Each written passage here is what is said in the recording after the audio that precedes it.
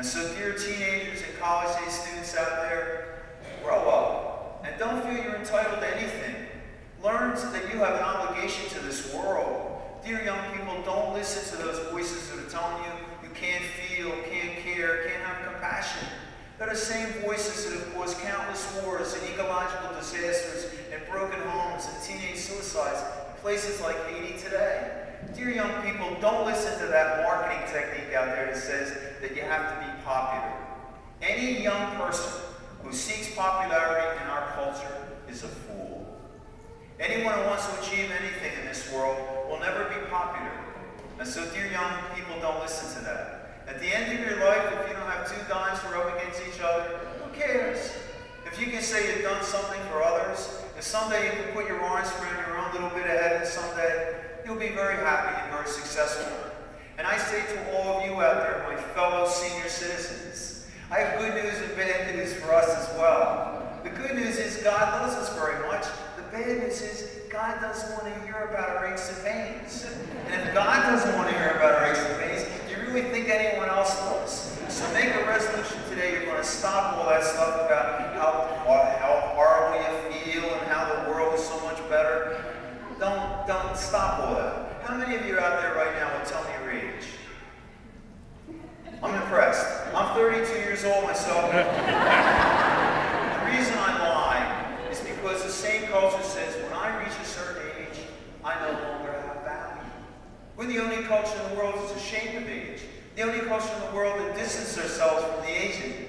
The only culture in the world, by the way, who spends a fortune trying to look young. Now this is tough for me to say, but as I look at you right now, it's not working. We're all getting old, so who cares? Who cares? You know, we got a responsibility for today. And I say to all of you, love being a Roman Catholic. Wow, what a gift. And you're looking at someone who has more hang-ups about this church than anybody. I love it dearly. I couldn't survive anymore without the Eucharist and the Rosary every day.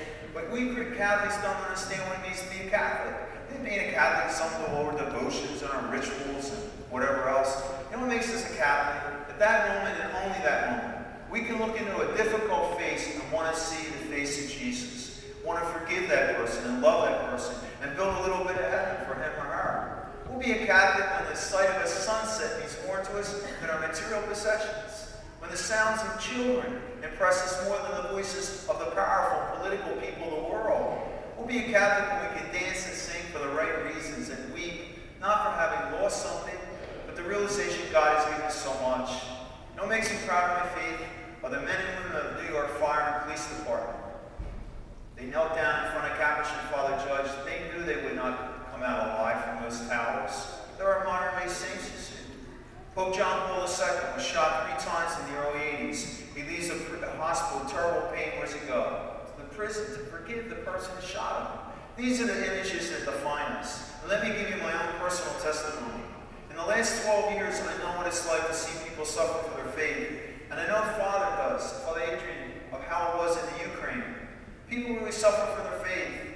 I know what it's like to see the goons outside with their automatic weapons, daring people to come into church. I know what it's like to see them come down the aisle with their sunglasses on, shooting up the walls of the church. I know what it's like to stand at this altar and have a gun held in my head, watch the woman shot to death reading the epistle. Only 3 weeks ago, gunfire broke out in the back. We're trying to kill the very person I depend on the most. Well, thank God these things don't happen here in the United States. But let me tell you something, my fellow missionaries. If you live out that mission to build a little bit of heaven, that culture out there will mock you, ridicule you, and consider you unsophisticated. But this is what the Lord wants of you. And finally, I say, love this wonderful country, the United States. And my prayer for each and every one of you is this, that at the moment of your death, the moment of my death, and by the way, it will not be a morbid moment. It's going to be the most exhilarating moment in our life. When suddenly we look up and see the face of Jesus. He's going to be smiling. Next thing we're going to be all our relatives and friends and all the saints.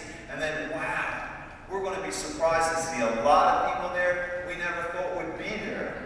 And Jesus is going to give you and me a big hug. And guess what? He's not going to ask you and me how well we did in the stock market. He couldn't care less. He doesn't even care about all the things we think are important. You know, he's going to ask of you and me, did you build a little bit of heaven? And did you recognize my face? I hope you and I will be able to say, yes, Lord, I did. So a few hours from now, I head back to Haiti. And I want to be honest with you, I can't stand the place. Sometimes I'm lonely and sometimes I'm afraid. But what keeps me going back is the realization there are wonderful people like you here. You got a great man in Charlie, your pastor. David is a great priest. And I believe if each and every one of you can carry out your mission in solidarity, we'll be able to build a better world. God bless you.